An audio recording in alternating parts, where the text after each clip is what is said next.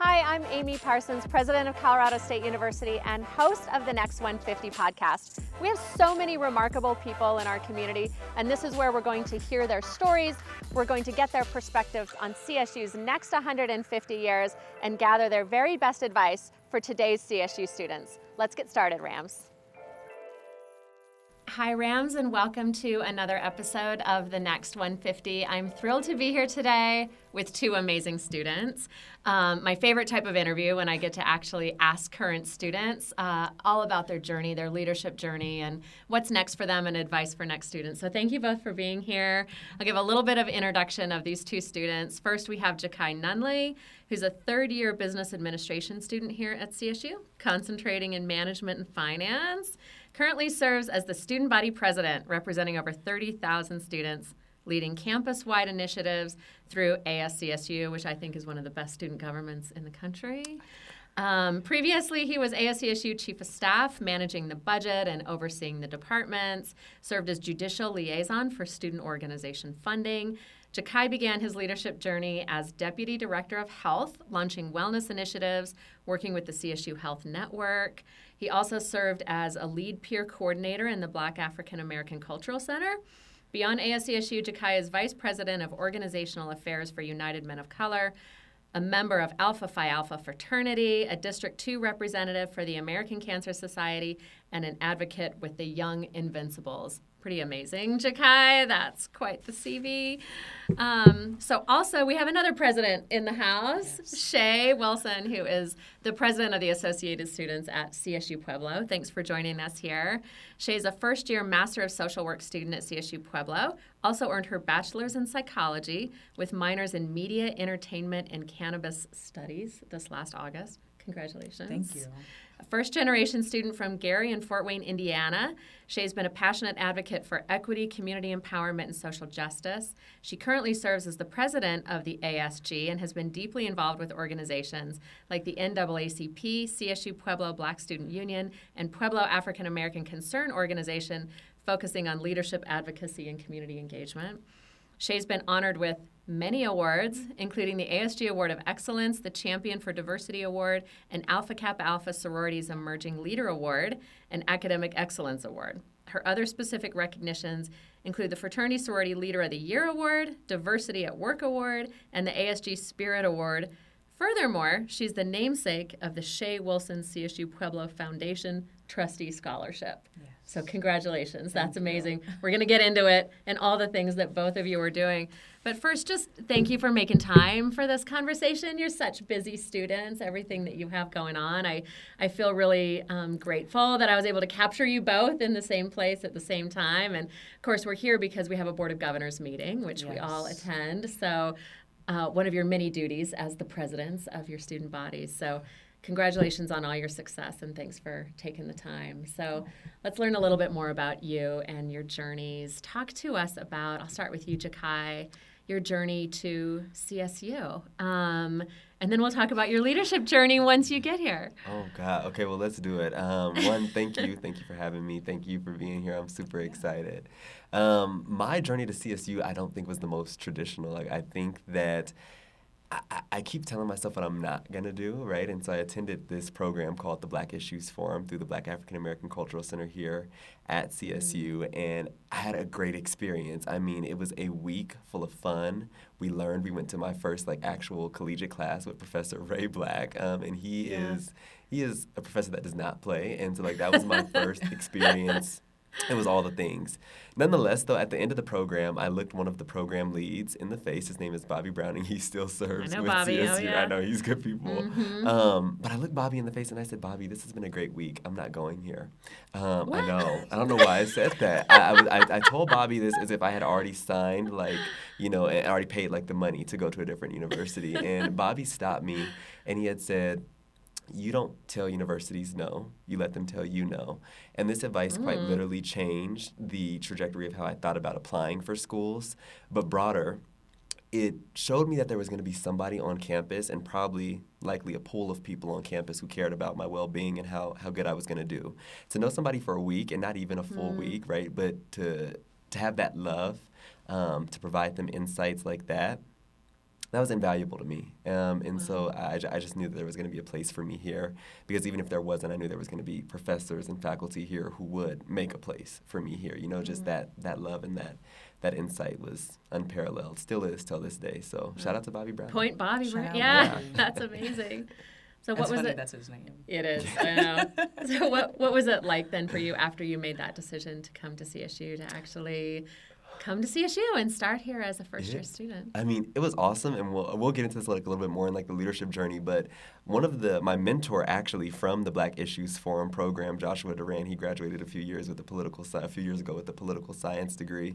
But he was one of the first people I met outside of like folks in my coursework or friends that I came here with, who got me involved in an organization, United Men of Color, my first year. So coming here after saying what I wasn't going to do was electric. It was, to actually be on campus, like, as a student, as a RAM, it really gave me, like, a new hope, I guess, like, a new motivation, like, a new life. I don't know. It's all the things, but truly, I think I counted myself out on that one, and I think that when I got here, I actually started, I guess, finding my energy, like, truly, if you will, the minute I got to campus. So, yeah. Did you know what you wanted to study? Yes, I'm super unoriginal. And so my mom, she actually went to Texas Southern University and got a business degree. And her life is awesome. Like, she has such a good time. Like, she loves where she works. She loves what she does. And so in that sense, I'm super unoriginal, because I also am getting my business degree. I guess, like, my minor in legal studies is my own spin on it. And it's like, this is the original part. But aside from that, I was like, business, yeah. I always say it all the time, like, it's my idea. It's not. Shout out to my mom. Yeah. Although I know you. I know how original you are. That's awesome. So Shay, let's talk about your journey. You're following in good footsteps. Yeah, exactly. So let's talk about your journey to CSU Pueblo. How did you find CSU Pueblo, and why was that the right choice for you? I had family who was in the military, like, way back when my mom was probably younger, and they ended up getting stationed at Fort Carson. Oh, yeah. And never moved, just never left Colorado. And I really wanted to go to school out of state. And I toured CSU Pueblo, and I was like, this is the place for me.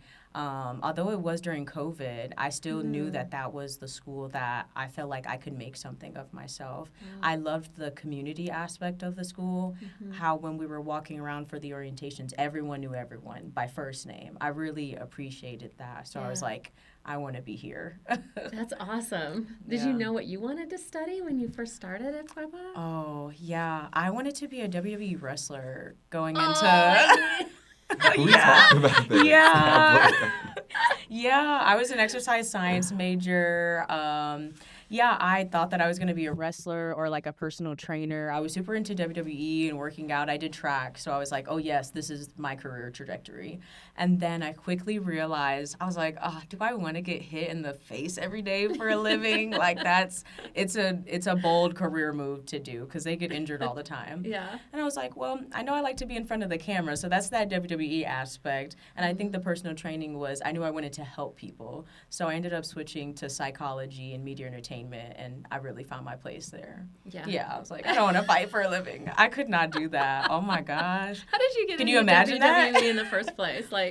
My dad. Oh my gosh. Me and my dad, when I was younger, we used to like always watch WWE and like go to the events. Like, I had the bed sheets and the posters until like high school. Until I came out here for college, I was like, okay, well, I don't want them to think I'm like weird. So let me go ahead and get some regular pink bed sheets and Good thing.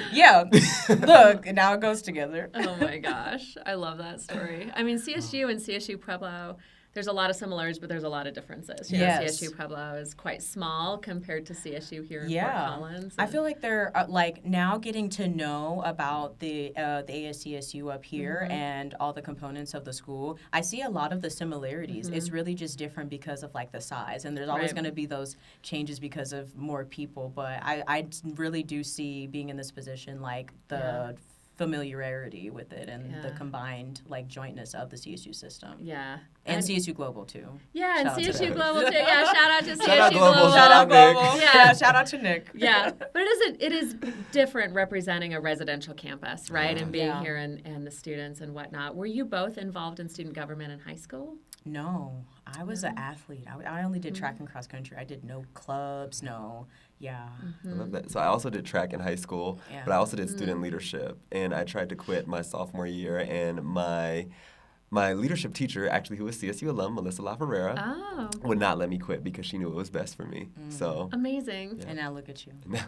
You've had some really great mentors like step in at important times in your life, it seems like, Jakye. Yep, they are constantly correcting the path because I'm constantly saying what I'm not gonna do, and that's the problem. Funny enough, when I graduated from Eagle Crest High School, shout out Eagle Crest, I graduated from Eagle Crest and I graduated as student body vice president. But my student body president, her name is Chelsea Asibe. She now attends Rice University and is doing amazing things. But I told her when we graduated, I said, I'm not going to do anything leadership related. Like when I get to college, I said, I'm done. Like I'm tapped out. I've done DECA. I've done all these things and I'm okay. She looked at me and she said, yeah, give it a few years. We'll talk and we'll see what happens. And a few years later, here we are. But there have definitely been people who have stood in some gaps and have seen, not even seen, just poured into me in a way that I didn't know I needed in specific times. So. Well, what I really admire about both of you and students who step into these roles is you have to make a big decision when you want to be president, right? I mean, it's super visible, it's a public position, and you have to campaign and really put yourselves out there. So I just admire that you're both willing to do that. But talk about that decision when you said to yourself, yeah, I'm going to put myself out there, I'm going to campaign, and I'm going to be president. What was that like? Oh my gosh, president! I didn't even really want to join ASG in the first place. I was like you. It was the president at the time when I joined my sophomore year, Michaela Lurch. Ah, yeah, Yes, Michaela, yeah. she was the president at the time, and I was the BSU president at the time. And she was like, "Shay, we need you on the team." And I was like, "No, I don't have time." Like I thought it was maybe too much, or I wouldn't have the capacity to do it. But then as soon as I joined, I was like, "This is the space I want to be in." Like I felt like she was bringing me to that next level of leadership that I didn't know I could be in. So, or I felt like I didn't have the capacity to be in. So, Quite Michaela, that's awesome. yeah, I'm Shout really out glad. Michaela. Yeah, shout out Michaela. I'm glad she asked Yeah. me. I went from senator to chief of staff to vice that. president to president. So, and I was like, yeah, I don't want to join. I was like, no, I don't have time for that. Yeah, amazing. How about you, Jakye? Wow, it was a big decision. I sat on it for like months. But when I did decide, I said, if I'm going to do this, I'm going to do it right. And so I think one of the big deciding factors, though, is that I have a mom who, like, she's never raised me to believe that, like, if I have an issue, that I should, like, aimlessly complain about it. Like, even if it was something small, like, even if it's like, I don't like this job that I'm currently at, right? Like, my mom will be like, you're not a tree, you can move, right? And so things that I aimlessly complain about, my mom's always corrected that for me, which is awesome. You're not a tree. Yeah, I am not a tree. I can move, and I say that to myself every day. Nonetheless, though, when I decided to run, I said there's all these things like I want to fix, or these things that I think could change, or could just be like 1% better. And instead of passing that off or saying somebody else should own that, why can't I? And so then I made the decision to run. And then we started having, I had a very intentional conversation with a lot of folks about who the campaign team would be and then who we would bring in, right? And so our campaign team was like about 70 students. Like we had like about 70 students on the campaign team that bridged many different areas through campus, right? But I mean, my vice president, Joseph Godshaw, knows a lot of people. I know a lot of people. They care about us and they care about this campus. Why wouldn't we have them a part of it? So that was I did it. That was like the big deciding factor, and just like how we put that together. I wanted to be really intentional with how we did it. You know, like doing it right is a little bit more important. Yeah. 70 students. It was fun It's a big though. team. We had a Baja Blast. Truly, we did. Yeah. But there's like 70 members on your team altogether, right? Or like in the 70s. ASCSU. Yeah. Throughout different like branches, once you put all three branches together, yes, there's a lot bit over 70 people. Wow. Yeah. Well, it takes a lot of courage to make that decision and really put yourself out there, being so public. So you're in it now. You're both the presidents. You know, we're kind of at the start of the academic year, although it's going by fast. So what are you learning about yourself and your leadership style as president? Oh, wow. That's such a good question. I feel like I don't know. I don't feel like there's not even anything specific. It's just learning everything, like learning about the networking, about the CSU system altogether, and then learning more about the CSU Pueblo students, because what the students wanted when I was a senator is not the same as what they want now as a president. You know, times change, people change, what they want change, what they need changes over time. So I'm really just finding that navigation of what's going on all the time, really. Yeah, but I enjoy it. I have a really great team. I love my team. They're all really hard workers, so they make the job so much easier. They really do. I mean, you have 70, though, so we have, I think 25 members altogether. Well, so our executive cabinet is also 20. So our executive cabinet is 25 people. Oh, my God, the chief of staff and chief operations, Andrew and Isabella, they're going to get me on that one if I'm wrong. But I don't know. I think similar to you, though, I'm learning what being a good steward of this role means, and specifically that I don't need to do everything, right? I don't need to do everything. I'm going to talk about this at Board of Governors actually tomorrow, but not being above the task. And I've been finding this fine balance of not being above the task, no matter what the task is, but also realizing that not everything has to live with me, not everything has to be completed or done by me, and that it is okay for things to, one, not look like how I envision them to look because they might look better, but also that if it doesn't happen at all, or if somebody drops the ball, that's also okay because there's learning and there's growth there, you know? So I'm learning a lot, but I truly find value and beauty in all of what I've got to do this far. So, I can't wait to ask you about that same question, at the end of the year. I know. It's what did you learn about yourself? We're a couple months in. We're so we're getting the hang of this. Yeah. I learned that I'm tired. I learned what a break meant. I don't know. I agree on that too. The delegation. Yeah. That's an important lesson to learn. That's how I feel right now. We have events going on this weekend for homecoming, and I'm not there, so the team is leading pretty much everything without me. So I'm having to put my trust in them, and that was nerve-wracking for me. But I was like, wait, they know what they're doing. They signed up to be in this because they wanted to be in this space. So. Yeah, we have homecoming next week. So good luck. It's a next Friday problem. It is a next Friday problem, not a today problem. But no, it's going to be great. And Jakye, I'm a CSU alum and an ASCSU alum. I was in ASCSU as well. And, ASCSU I really feel like is one of the best run student governments in the country. It's got a national reputation. So what do you think makes ASCSU so strong and so effective as a student government? I think that's a phenomenal question. I think the thing that makes ASCSU that distinct student government is that you meet people, you interview people, right? You have people who sign up for these, not even sign up, but apply for these roles because they say what they mean and they mean what they say and they act on those things, It's a lot of action, solution-oriented people in that space. And I mean, if you have those people all in one place thinking of how to do great things and coming up with creative solutions for wicked or minor problems, you have great results. It yields great results. And, I mean, the people that I get to work with blow my mind every single year. I've been in ASCSU, since my freshman year. And, I mean, I have yet to meet somebody who comes to those doors that does not have, a point of view or perspective or a way of doing things that seriously makes me sit down and think about how I do it. So, I don't know, it's a bunch of people who mean what they say what they mean, they do it, and truly, they get it done.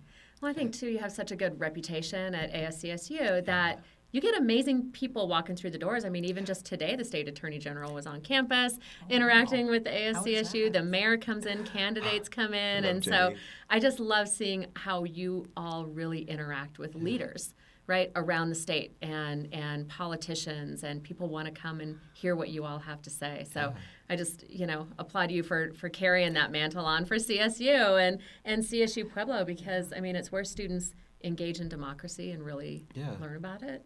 So you're setting such great examples for everybody. And I know you've got your sweater on today, too, so I want to talk about you're in so many other organizations besides just student government. And I know that you are both part of the sorority and fraternity system and part of the Divine Nine. I'm a big supporter of sorority and fraternity life and think it's really important to our culture. So talk to me a little bit about the Divine Nine and about why it was important for you both to be involved. Yes. Oh, one of the greatest groups ever. I feel so blessed. I get blessed, but I'm stressed, but I'm blessed at the same time. The work starts now. Mm-hmm. Yeah. Yes, rush and all that. You're more tenured, right, in Divine Nine than I am. So if you want to kick us off, you're more than welcome to. I have a cousin who's a Delta, and she's the first person to introduce me into Greek organizations altogether. After hearing about it from her, I was like, I want to be in that. And even though I didn't become a Delta, I was like, I still want to be a part of this. AK really drew into me. I was like, I love their mission statements, the people who are a part of this. And then also I was thinking of Kamala Harris. I was like, yes, her. Like, I want to be her soror. So that's what made me join AK. And I'm so glad that I'm here, too. Yeah. We have a small chapter on campus, but we're small but mighty, okay? Small but mighty, for sure. So, and I didn't know that Jakye was an Alpha Phi Alpha until after we were both elected and we, like, connected right before the first Board of Governors meeting. Oh, amazing. Yeah. So your brother, sister fraternities and presidents. That's pretty amazing. Yes. Probably the first two that we've had that can say that actually. Yeah. It's really cool, and it's actually more like coupled organizations due to George Lau and his wife. They met at Howard University, and then that's where the AKA chapter, their Alpha chapter was formed. That's our Beta chapter. But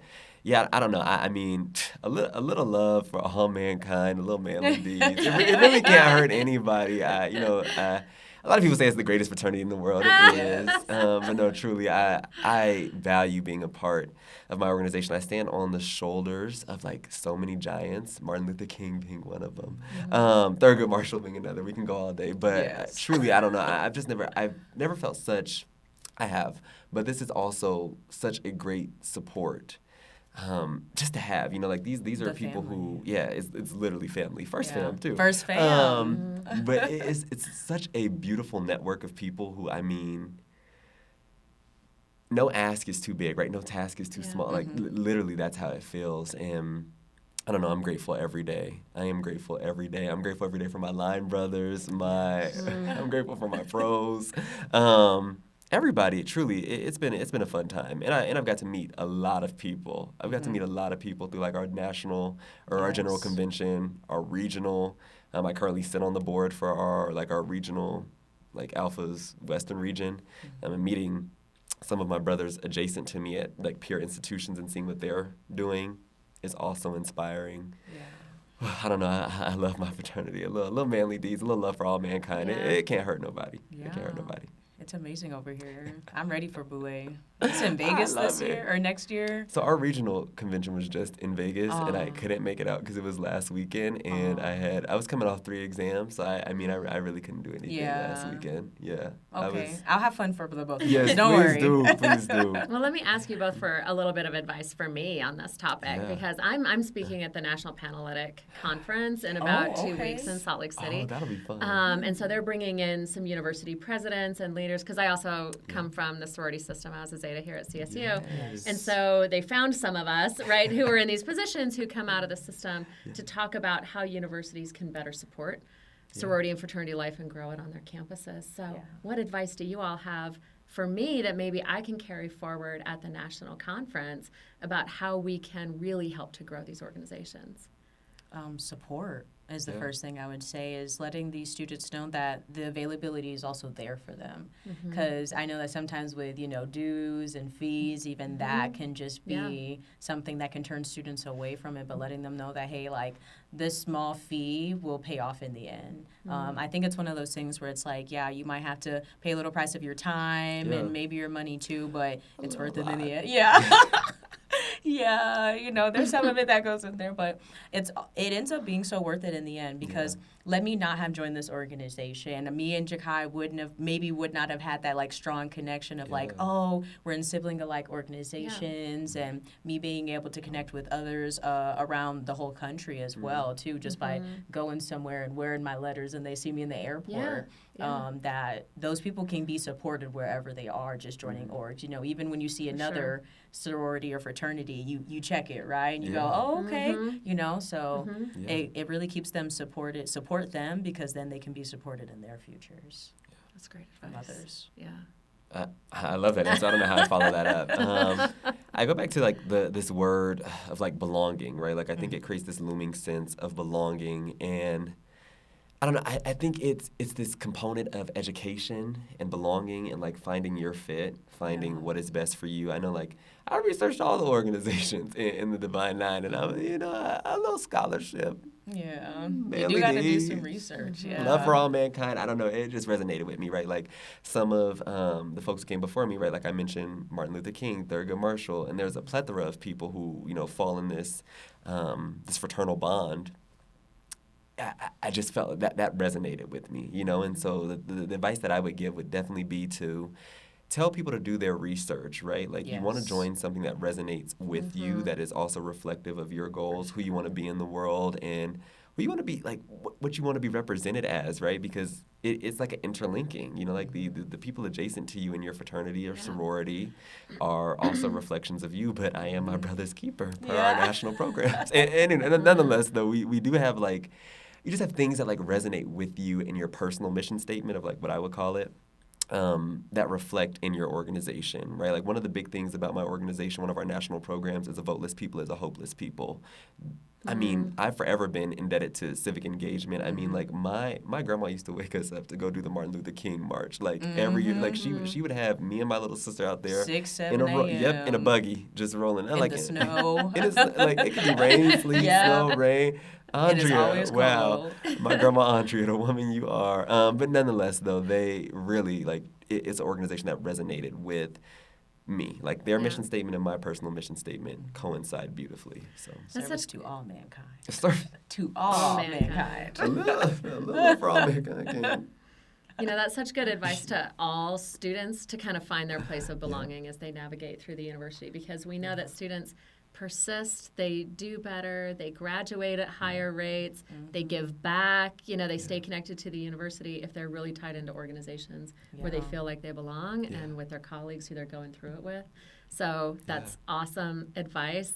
Let's end with a little bit broader advice to the students, because you both represent all students at your universities, right? And you've obviously just gained so much insight and wisdom already on your journeys through to becoming the president. So as students are just starting, just the first year students coming in, whether they're thinking about going into leadership positions or not, what do you want them to know as they start? Am I starting this off or you? Yeah, okay. You got this. I don't know. I've been on this tangent all year since convocation, actually. But embrace the ability to change your mind. Like truly lean into that. Like yesterday's choice does not have to be today's choice, and I really do mean that. And this is, it's really big for me because, right, like I tell you guys today, like of all these stories that I had when I said, I'm not doing this and I'm not doing this. Had I not embraced that ability to change my mind, who knows what I would be doing right now at this very moment? Like had one thing not gone right, or had one thing not happen the way that it has already. Who knows? Just who knows, right? And living with that what if, God, it can keep me up at night. However, I'm grateful. Like truly I am. I'm grateful for having moments and having people in my life who challenged me to change my mind and who told me maybe that's not the right decision, and having the introspection to think about those things.